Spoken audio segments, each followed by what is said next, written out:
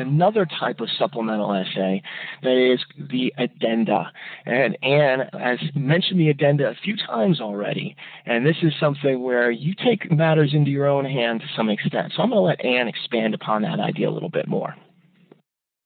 Absolutely, and I'm a big fan of addenda for a reason. It is your opportunity to explain what happened, and it's why I bring them up often.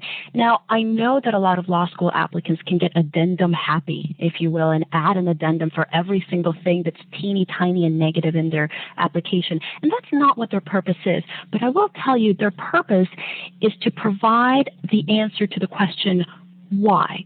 If there is ever anything in your application where you perceive that the admissions committee might stop and go, but why did that happen? That's when you add an addendum. And the best way to do this is often to get a friend or someone that knows you well but not too well and have them read your application and say to them, every time you don't understand why something happened or you'd like a little more information, just highlight it. Put a little check mark next to it, because that means that if they want more information, you can bet your boots that the admissions committee would probably want more information on that as well. And that's what the purpose is. Now, some of the most common addendums are the low LSAT or low GPA addendum, explanations for your criminal record, or explanations for academic probation or dishonorable discharge from the military. That's why I mentioned them when we were talking about the points in the biographical information regarding conduct, because that's when addenda really come into play. Now, the big thing about this is addendum are not your personal statement. They're also not your supplemental essay. They are not given to fiction. They're not given to fictional writing. They're not given to flair or drama. They are clear. They are straightforward, and they are brief. That is probably the most important thing. No admissions committee wants to read 250 or 500 words on why you had a stomachache on the day you took your LSAT. If this is what happened, then it's 2 sentences long. I was diagnosed with the flu shortly after taking the LSAT. This is what happened. I can provide doctor's records if necessary. Done. Period. It needs to be brief, factual, and absolutely drama-free. No flights of fancy. No exploding fireworks in my intestines if all you had was a stomachache. Absolutely not. It's very, very, very drama-free. Now, what they're not are excuses. They are not excuses. They're not pity parties. They're not poor little old me. Look at what happened to me. It's a very factual matter of fact. This is what happens. I take responsibility for my actions. I wanted to let you know so that you would have all the information in hand when making your admissions decision. Done. Moreover, don't tell the admissions committee how to do their job. Don't tell them how to interpret your LSAT score. Don't tell them how to interpret your grades. Simply provide them with the extra information they need in order to make an educated decision. They're explanations, not excuses. Explanations, not excuses. But the biggest thing I can tell you is brief, factual, drama-free. If I could bold that and make it shine in bright red over and over neon, that's what I would do.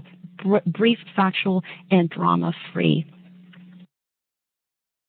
Let me just add a little bit to what Anne said, all of which are completely valid points.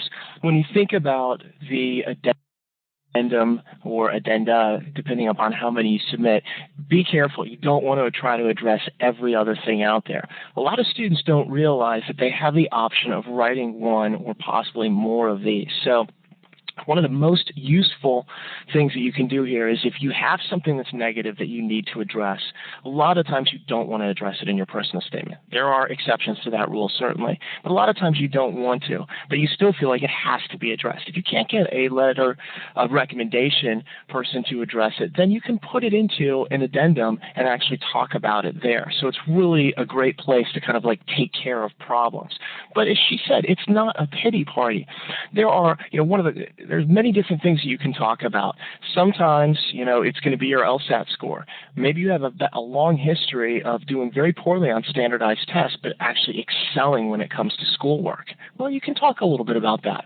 Do they want to see 3 pages on it? Definitely not. But if you have a valid point, and you can say, look, I got a 1200 on my SAT, 400 each section, and yet I have a 4.0 in college.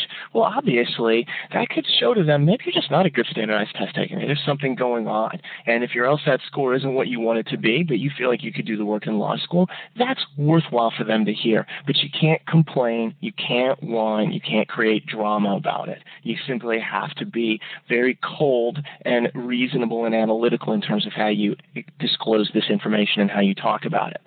Another thing that I really kind of want to mention that applies not just to these short essays, but to the supplemental essays and even your personal statement is don't ever leave the admissions committee wondering.